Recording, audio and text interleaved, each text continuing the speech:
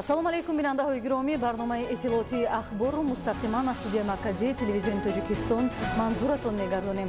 Дар студия бо шумо Савсан Ғайозода. Дар оғоз таваҷҷӯҳ намоед ба сархати хабарҳо. сохт ва низоми давлатдорӣ дар ҷумҳурии Тоҷикистон шакли идораи президентӣ, натиҷаҳои нек ва ташаббусҳои пайваста ба хотири фатҳи қуллаҳои баланд. ифтитоҳи коргоҳи дузандагӣ дар ноҳияи Рошқалъа 100 нафар сокини маҳаллӣ бо ҷойи кор таъмин карда шуд. талошҳои аҳли заҳмат самараи дилхоҳро ба бор овард. хоҷагидорони ноҳияҳои Ҷаббор Расулов ва Спитамени вилояти Суғ дурнамои пахтаро ба иҷро расониданд. тавсияи мутахассисони соҳа ва ба роҳ мондани тадбирҳои агротехникӣ ба барқарорсозии 22 гектар тогзор дар ноҳияи Мир Саид Алии Ҳамадонӣ замина гузошт. шарҳи пурраи хабарҳо. сохт ва низоми давлатдорӣ дар ҷумҳурии Тоҷикистон шакли идораи президентӣ буда, ин низом дар доираи Конститутсияи ҷумҳурии Тоҷикистон тариқи райпурсии умумии халқӣ 6 ноябри соли 1994 қабул карда шудааст. 26 соли амали шакли идораи президентӣ дар мамлакат собит намуд ки интихоби роҳи идоракунии президентӣ баёнгари иштироки фаъолонаи иродаи халқ дар ҳокимияти давлат ва демократикунонии ҷомеаи Тоҷикистон аст. мавзӯъро ҳамкоронамон идома медиҳанд. зимни иҷлосияи 16-уми шӯрои олии ҷумҳурии Тоҷикистон ки 16 ноябри соли 1992 ба кори худ оғоз кард, масъалаи қабули Конститутсияи нави ҷумҳурии Тоҷикистон баррасӣ гардид ва ҷиҳати таҳияи он иштирокчиён комиссияи конститутсиониро таъсис доданд, то бо омӯзиши таҷрибаи таърихии таҳия ва қабули Конститутсияи давлатҳои пешрафтаи демократии ҷаҳон лоиҳаи Конститутсияи нави ҷумҳурии Тоҷикистонро пешниҳод намоянд. ҳангоми таҳия намудани Конститутсия комиссия оид ба таҳия намудани Конститутсия муайян гардид ва комиссия ду лоиҳаи Конститутсияро пешниҳод намуд. яке лоиҳаи Конститутсияи ҷумҳурии парлумонӣ ва лоиҳаи Конститутсияи ҷумҳурии президентӣ. ҳангоми ба муҳокимаи халқӣ лоиҳаҳо пешниҳод гардид, аксарият мардуми шарифи Тоҷикистон лоиҳаи ҷумҳурии президентиро қобили қабул донистанд. аз соли 1994 бо қабули Конститутсия ва интихоби президент дар Тоҷикистон роҳи идоракунии президентӣ пеш гирифта шуд. интихоб кардани роҳи идораи президентӣ тадбири калидӣ ва муҳими саривақтӣ барои рушду пешрафти минбаъдаи Тоҷикистон гардид. тибқи боби 4 моддаи 64 президенти ҷумҳурии Тоҷикистон сарвари давлат ва раиси ҳокимияти иҷроия яъне ҳукумат мебошад. вазъи ҳуқуқии президент غیر از آن که در باب 4 مقرر می شود، اینچنین در باب 5 و قسما باب 6 مقرر و مستحکم می شود. غیر از کنستیتوسیای جمهوری تاجیکستان وضع حقوقی پرزیدنت جمهوری تاجیکستان را دیگر سندهای معیاری حقوقی تنظیم می نمایند. در ردیف جشن‌های ملی وارد گردیدن روز پرزیدنت ضرورت تاریخی و تقاضای زمان بوده، انتخاب راه اداره پرزیدنتی افضلیت‌های خود را دارد. در جمهوری‌های پارلمانی بیشتر شخصان منصبدار از جانب پارلمان انتخاب می شوند. در اینستیتوت پرزیدنتی باشد، خلق می تواند با واسطه پرینسیپ‌های انتخاباتی عمومی برابر مستقیم و با آوازدهی پنهانی پرزیدنت کشور را انتخاب نمایند. گرامی داشتن روزی پرزیدنت باری دیگر نظر کردن به تاریخ گذشته خود، تحلیل عمیق و بی‌غرضانه حادثه هایی که از سر مردم تاجیک گذشت، ارج گذاشتن به صلح پایدار و زحمت و جانبازی هایی که به آسانی به دست نآمدند می باشد. امروز وقت چون داوری بزرگ نشان داد که طرز دولتداری با راه اداره‌کنی پرزیدنتی انتخاب درست و عاقلانه مردم تاجیکستان است. زلفیه رحیم‌زاده، مهروز جمعه، عبیدالله سیولی، اخبار. корҳои созандагию бунёдкорӣ дар ноҳияи Рошқалъаи вилояти мухтори Кӯҳистони Бадахшон бахшида ба ҷашни 30-солагии истиқлоли давлатии ҷумҳурии Тоҷикистон бо суръату сифати баланд идома дорад. бунёди коргоҳи дузандагӣ бо фарогирии 100 ҷойи корӣ аз ҷумлаи чунин тадбирҳо ба ҳисоб меравад. гузориш дар ин хусус. در ناحیه رشتقلعه ولایت مختار کوهستان بدخشان کارهای سازندگی و بنیادکاری رواج و رونق تازه داشته قامت افراختن بنای کارخانه واحد دولتی گلدسته از زمره چنین بناهای زیبای جشنی میباشد. کارگاه دوزندگی در دایره دستور و سپارش‌های اساسگذار صلح و وحدت ملی پیشوای ملت پرزیدنت جمهوری تاجیکستان محترم امامعلی رحمان به ناحیه رشتقلعه برای 100 جای کاری روی کار آمد. کارگاه دوزندگی با مبلغ گذاری دیرکسیون ساختمانی اساسی انشاءات حکومتی دستگاه اجرایی پرزیدنت جمهوری تاجیکستان قامت افراخت. پیمانکاری کار انشاءات جشنی ریاست ساختمان رقم 2 ناحیه رشتقلای ولایت مختار کوهستان بدخشان به حساب رفته. عین حال کارخانه واحد دولتی گلدسته با تمام شرایط معاصر کاربری و تجهیزات لازمه مجهز گردانیده شده است. بانوان هنرمند ناحیه رشتقلا از بنیاد چنین کارخانه زمانوی بهر صیقل دادن هنر حیاتی الکی به آموزش در این کارگاه جلب شدند. سیخ دوزندگی دارای تمام شرایط عام مهیا به طلبات جوابگو بوده در آن 100 نفر زنان به جای کار دائمی تامین گردیده‌اند. محض با دستگیری جناب عالی بود که برای ما زنان ناحیه چنین سیخ دوزندگی را فراهم آورده است. با ساخته شدن کارگاه زمانوی در مرکز ناحیه رشتقلا امکان دست داد که شماره بیشتر بانوان خانه‌نشین در چنین کارگاه‌های نوبنیاد با شغل دائمی فرا گرفته شده از این حساب سطح و صفت زندگی خود را بهتر و خوبتر گردانند. باشندگان ناحیه رشتقلا از آن می‌بالند که بخشیده به جشن انتظار در همه جماعت و دهات وسعت کارهای سازندگی به چشم رسیده با قامت افروختن بناهای بلند آشیانه سیمای ظاهری مرکز ناحیه کاملا دیگرگون گردید. این همه سازندگی و بنیادکاری در شهر و نواحی ولایت از سیاست سازنده دولت و حکومت جمهوری تاجیکستان به این گوشه دوردست کشور منشأ گرفته طی 29 سال صاحب استقلالی روند تازه را به خود کسب نموده است.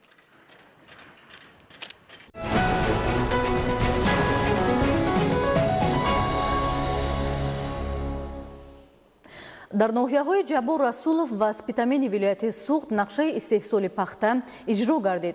در ولایت سوخت با نظرداشت افزون نمودن استحصال پخته زمینه مساعد برای فعالیت کارخانه‌های صنعتی با اشیاء خام وطنی فراهم آورده می شود. گزارش رفضلی رحمان و الیاس بابوجان. در ناحیه‌های جابر رسولов و سپیتامین ولایت سوخت حجم استحصال پخته از حساب زیاد کردن مساحت کشت و بلند برداشتن حاصلناکی افزون کرده می شود. در خواجگاهی کشاورزی جماعت دهات غولک‌انداز ناحیه جابر رسولов حجم اساسی 4200 تن پخته استحصال گردیده. خواجگاه‌های دهقانی جماعت دهات دهمای و بلند برداشتن حاصلناکی نائل گردیدند. اجاره‌کارهای پیشقدم، بریگادرهای پیشقدم تا 43-47 سنیر گرفتن از همین پخته خوجان 60. همین سال هم یکم چینش 32 سنیر گرفتگی اجاره‌کارها هست. در ناحیه جابر رسولov حجم استحصال پخته نسبت به همین دوره سال گذشته بیش از 400 تن زیاد بوده. از 5798 گکتار 12500 تن پخته استحصال و دورنمای سالانه تامین گردید. خواجگاهی کشاورزی ناحیه سپیتامین بیش از 13100 تن پخته جمع‌آوری و دورنمای سالانه را اجرا کردند. در ناحیه نسبت به همین دوره سال گذشته 10% و 1000 تن زیاد پخته استحصال و جمع‌آوری گردیده است. در ناحیه سپیتامین خواجگاهی کشاورزی جماعت دهاتی کروش حجم بیشتر 4200 تن پخته استحصال کرده باشند. خواجگاهی دهقانی جماعت دهاتی استقلال از حساب بلند برداشتن حاصلناکی حجم استحصال را زیاد می‌نمایند. در خواجگی دهقانی اویس هم حجم استحصال را افزون و هم حاصلناکی را بلند برداشتند. این ثمره کار متخصصان اجرای طلبات کارکرد و آب و غذادهی و خصوصا انتخاب و استفاده نوع پخته و تخمی میباشد. در خواجگاهی کشاورزی ناحیه سپیتامین در برابر یکشان نوع پخته وطنی و خارجی پخته نوع خوجان 67 استفاده می شود که متخصصان خواجگی تخمی پروری سپیتامین تکستایلز در همکاری با عالمان ساحه جاری نمودند. جمعیتی دارای مسئولیت محدود 25 سالگی استقلالیت در وارد و تامین تخمی‌های الیتا و ریپرودوکسی یکم نوع خارجی و خواجگاهی کشاورزی ناحیه‌های سپیتامین و جابر رسولov سهمگذاری می‌نمایند.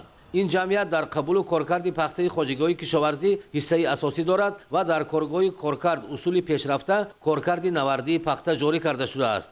قسم پخته خواجگاهی کشاورزی ناحیه سپیتامین و ناحیه‌های دیگر ولایت سوخت در کارگاه‌های جمعیت‌های سهامی سپیتامین تکستایلز و دهقان کارکرد کرده می‌شوند. در کارگاهی جمعیت دهقان کارکرد بیش از 2000 تن پخته پورا انجام یافته است. این امکان می‌دهد که خواجگاهی کشاورزی نرخ پخته را صادرات نمایند و به کارخانه‌های صنعتی وطنی فروشند. کارخانه دوزندگی مهیا در تامین اهالی دهات ناحیه سپیتامین با جای‌های کاری و محصولات دوزندگی نقش اساسی دارد.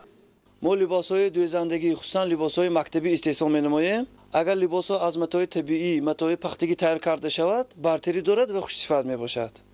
در ناحیه‌های سپیتامین و جابر رسولov برای فعالیت دو کارخانه کلان ساحه‌ای کارکرد نخ پخته و استحصال رشته جمعیت‌های سپیتامین تکستایلز و ارگانیکیان افزون گردیدن حجم استحصال پخته از امکانیت‌های تامین ساحه با نخ پخته و سهمگذاری در اجرای برنامه دولتی کارکرد نهایی پخته در داخل کشور میباشد. رفضلی رحمان، الیاس بابوجان، ولایت سوخت، اخبار. дар ҷамоати деҳоти панҷоби ноҳияи Мир Саид Алии Ҳамадонӣ имсол 22 гектар тогзор аз нав барқарор карда шуд. кишоварзони деҳоти мазкур иқдом гирифтанд ки боз 28 гектар тогзори кӯҳнаро дар асоси тавсияи мутахассисони соҳа барқарор карда, дар баробари ташкили ҷойҳои нави корӣ дар оянда истеҳсоли ангурро зиёд намоянд. идомаи мавзӯъ дар гузориши Саид Ҷафари Маҳмадалӣ ва Хуршеди Нодирхон. дар ноҳияи Мир Саид Алии Ҳамадонӣ майдони умумии боғҳо 1182 гектар ва тогзор 46 гектарро ташкил медиҳад ки аз он 153 гектар боғ ва 28 гектар тогзораш дар ҷамоати деҳоти панҷоби ноҳия бунёд гардидааст. дар ин деҳоти ноҳия ки солҳои пешин аҳли заҳмат асосан ба боғу токпарварӣ машғул буданд, барои таъмини рушди соҳа ва ташкили ҷойҳои нави корӣ кишоварзон иқдом гирифтанд ки дар ҳамкорӣ бо олимону мутахассисони соҳа майдони тогзорҳои кӯҳнаро аз нав барқарор намоянд. имсол мо дар хоҷагии деҳқонии ангурбоғ 10 гектар ва дар ҷамъияти идораи масъулияти маҳдуди Московский 12 гектар ангурро барқарор кардем. дар хоҷагии ангурбоғ ва ҷамъияти идораи масъулияташ маҳдуди Московский ҷамоати деҳоти панҷоб тибқи нақша бояд боз 28 гектар тогзори кӯҳна аз нав барқарор карда шавад. ба андешаи деҳқонон солҳои пешин майдони тогзор дар ҳудуди ҷамоати деҳоти мазкур беш аз 300 гектарро ташкил медод ва дар он асосан навъҳои ангуре парвариш карда мешуд ки ба коркарди соҳаи саноати хӯрокворӣ равона гардида буд. дар тогзорҳои нав бошад навъҳои ангуре парвариш карда мешавад ки онҳо ба содирот нигаронида шудааст. мо 22 гектари тогзоре ки дар ҷамоат барқарор кардем, чор намуди ангур, аз он ҳусайнӣ сиёҳ ва сафед, шоҳона ва нави победаро шинондем. дар хоҷагии ангурбоғ ва ҷамъияти идораи масъулияташ маҳдуди Московский аз ҳисоби риояи тадбирҳои агротехникӣ ҳолати сабзиш ва нашунамои ниҳолҳои ангури имсола хеле беҳтар аст. дар хоҷагии ангурбоғ барои барқарорсозии тогзор қидаи ниҳолпарварӣ ташкил карда шудааст ки дар он айни замон ду нави ангур парвариш карда мешавад. дар ҷамъияти идораи масъулияташ маҳдуди Московский бошад барои беталаф ҷамъоварӣ ва нигоҳ доштани мева сардхона бунёд намуданд. дар маҷмӯъ имсол дар ноҳияи Мир Саид Алии Ҳамадонӣ 6500 тонна мева истеҳсол шудааст. ба андешаи масъулин аз ҳисоби марҳила ба марҳила барқарор шудани майдони боғу тогзор оянда нишондоди истеҳсоли мева дар ноҳия ба маротиб зиёд хоҳад шуд. бо истифода аз имконияти мавҷуда дар ноҳияи ҷайҳун деҳқонон дар майдони беш аз 130 гектар гармхонаҳо парвариши лемуро ба роҳ монда имсол ният доранд ки зиёда аз 4000 тонна ҳосил ҷамъоварӣ намоянд.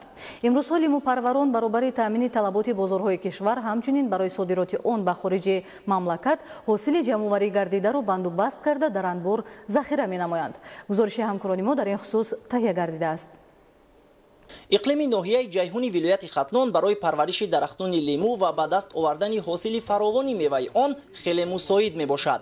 сокинони ноҳия дар миқёси мамлакат дар самти парвариш ва истеҳсоли лимӯ таҷрибаи зиёд дошта, вобаста ба шароит сол аз сол майдони гармхонаҳои лимӯро зиёд менамоянд. айни замон дар ҳудуди ноҳияи ҷайҳун майдони умумии гармхонаҳои лимӯ зиёда аз 130 гектарро ташкил менамояд ки қисмати беши онҳо ҳосилдиҳанда мебошанд. дар ноҳияи ҷайҳун ду навъи лимӯ парвариш карда мешавад, навъи мер ва вахш. сол аз сол парвариши лимон дар ноҳияи ҷайҳун рӯ ба афзоиш ёфта истодааст. аввал кишоварзон дар заминҳои назди авлигӣ парвариши лимонро ба роҳ монданд ва 2-3 соли охир дар хоҷагиҳои деҳқонӣ аллакай парвариши лимонро ба роҳ монданд ки сол аз сол ҳосилнокии лимонам бисёр шида истодааст. имрӯзҳо ҷамъоварии ҳосили фаровону аълосифати лимӯ дар ҳама ҷамоатҳои шаҳраку деҳоти ноҳияи ҷайҳун бо маром идома дошта, ҳосили ҷамъоварӣ гардида баробари таъмини бозор ҳамчунин дар амборҳои махсус захира карда мешавад. лимӯпарварони ноҳия бо назардошти талаботи бозори ҷаҳонӣ ҳосили хушсифати лимӯро бо тариқи бандубасти махсус захира карда онро то муддати 5 то 6 моҳ бенуқсон нигоҳ медоранд. ҳамчунин соҳибкорону тоҷирон аз дигар минтақаҳои кишвар омада ҳосили лимӯро ба таври яклухт харидорӣ намуда истодаанд. ба лимон саркор дорем, омада ҳамин ноҳияи ҷайҳун харидорӣ мекунем, бурда захира карда ба содирот мебурем. лимони Тоҷикистон беҳтарин аз лимонҳои вай мебошад. масъалаи тозагиш, кам дору будагиш, талабот бениҳоят зиёд аст. хусусан дар шаҳрҳои Россия. ба иттилои намояндаи агентии содироти назди ҳукумати ҷумҳурии Тоҷикистон дар вилояти Хатлон, имсол тибқи дурнамо бояд аз шаҳру навоҳии вилояти Хатлон 90 000 тонна маҳсулоти гуногуни кишоварзӣ ба хориҷи кишвар содирот карда мешуд. Вале натиҷаи заҳмати самарабахши сокинони вилоят имкон дод ки ин нишон дод ба 104253 тонна расонида шавад, ки ба 115.8% дурнамои содиротӣ баробар мебошад. нақшаи содироти маҳсулоти кишоварзӣ дар сатҳи ҷумҳурӣ дар вилояти Хатлон 115% иҷро гардидааст.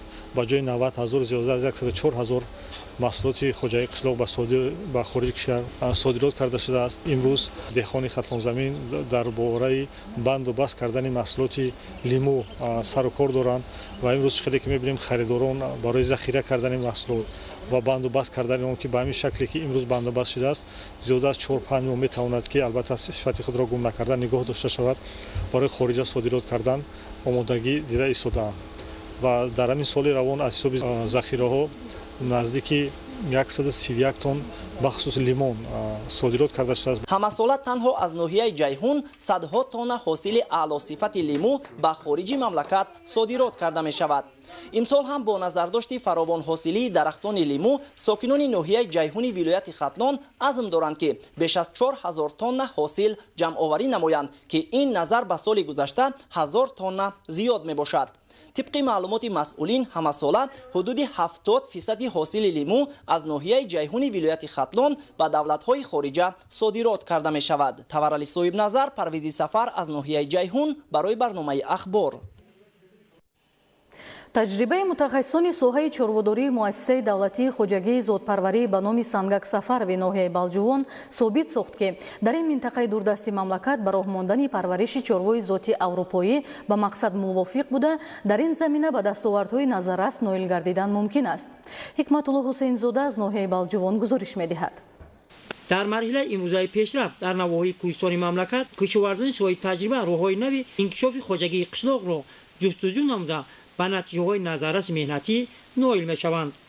яке аз чунин хоҷагиҳои соҳиби таҷриба муассисаи давлатии хоҷагии зотпарварӣ ба номи Сангак Сафарови ноҳияи Балҷувон мебошад. ба соҳаи чорводорӣ бештар диққат додани хоҷагии мазкур сабаби воқеӣ дорад, зеро таҷриба нишон дод ки дар мавзеъҳои кӯҳистон ривоҷ додани зоти чорвои аврупоӣ на танҳо ба манфиати ноҳия, балки пешрафти минтақа мебошад. зимни суҳбат сарвари хоҷагии мазкур Сайд Аҳмад Миралиев иброз дошт. айни ҳол дар хоҷагии мазкур 642 сар ҳайвони калони шохдор парвариш меёбад. дар самти чорвои гӯшти он саршумори зотҳое ки дар ин хоҷагӣ парвариш карда мешавад, аз ҷумла чорвои абердин ангус, қазоқи сарсафед ва қармиқӣ ва дурагаҳои онҳо гирифта шуда парвариш карда мешавад. олимони соҳаи чорводорӣ дар ин самт солҳои тӯлонӣ фаъолият карда истоданд. ин ягона хоҷагии зотпарварӣ аст ки дар ҷумҳурӣ барои парвариши зотҳое ки дар ҷумҳурӣ барои пешниҳоди маҳсулоти гӯштӣ истифода мешаванд кор ва фаъолият карда истодааст. мутахассисони соҳа имрӯзо баҳри он ҷаҳат талош доранд ки чорвои ҷамъиятиро аз зимистони дар пеш истода солиму фарбеҳ бароварда иқтисодиёти хоҷагиро баланд бардоранд. ҳикматулло ҳусейнзода аз ноҳияи Балҷувони вилояти Хатлон برای برنامه اخبار.